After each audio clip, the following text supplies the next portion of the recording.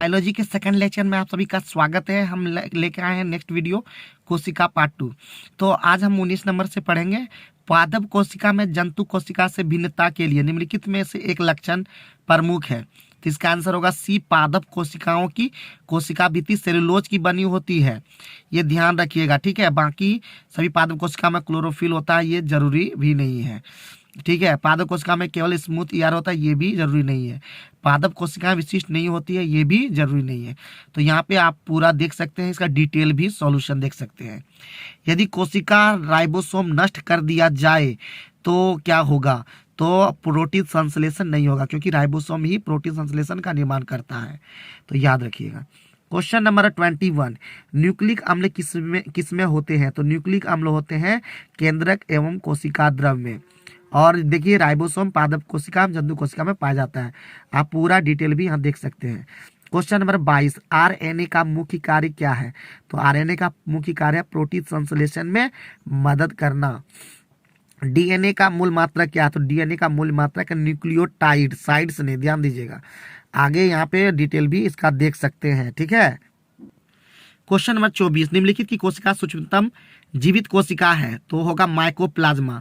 सबसे छोटी कोशिका माइकोप्लाज्मा। और यहाँ पे पूरा डिटेल आप लोग पढ़ लीजिएगा, वीडियो को रोक रोक करके आप देख भी सकते हैं।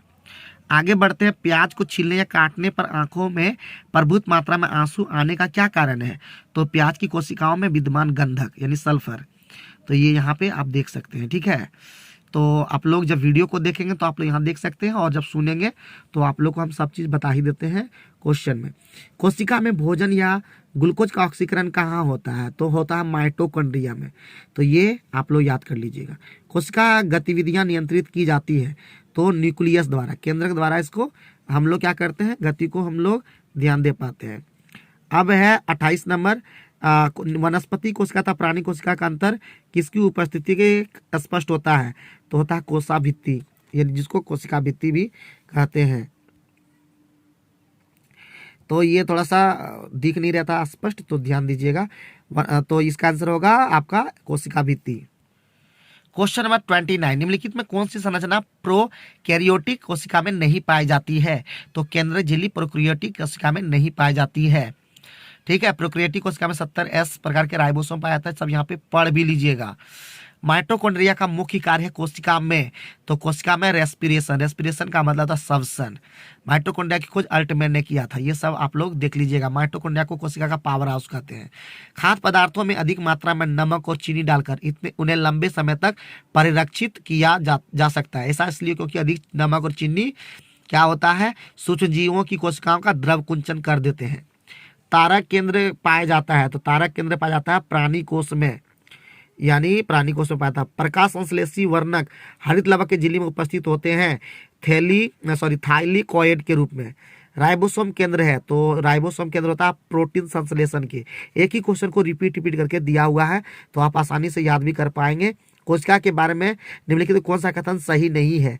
तो कुछ कोशिकाओं के बदलते आकार होते हैं, तो ये आपका सही नहीं है। क्वेश्चन नंबर 36, जैव कोशिका का कौन सा भाग पावर हाउस कहलाता है? तो माइटोकॉन्ड्रिया। अब जब रेगुलर वीडियो देखेंगे तो आपको लगेगा सब चीज याद हो गया है। जंतु कोशिका में निम्नलिखित में से क्या अनुपस्थित रहता है? तो होता है सेलुलोज की कोशिका भित्ति। गल्जिकाएं उत्पन्न हुए? तो जब गल्जिकाएं उत्पन्न हुए अंतर्द्रवी रेटिकुलम से। निम्नलिखित में एकमात्र पादप कोशिका कौन जो बिना न्यूक्लियाई है? तो वो है आपका वाहिनी कोशिकाएं। संरचनाओं के कौन से युग्म प्राय पादप जंतु दोनों कोशिकाओं में पाए जाते हैं?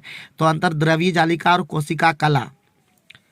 आगे है आपका निम्न में से कौन सी किस शैवाल का प्रयोग अंतरिक्ष अनुसंधान में किया जा रहा है? तो होगा क्लोरेला। ये ध्यान रखिएगा, बहुत इंपॉर्टेंट है। और अगले वीडियो में हम आप लोग के लिए लेके आएंगे 42 से। तो तब तक आप लोग देखते रहिए और सुनते रहिए और खूब पढ़िए। इतना पढ़िए कि आपका रिजल्ट निश्चित रूप से हो जाए। Thank you very much.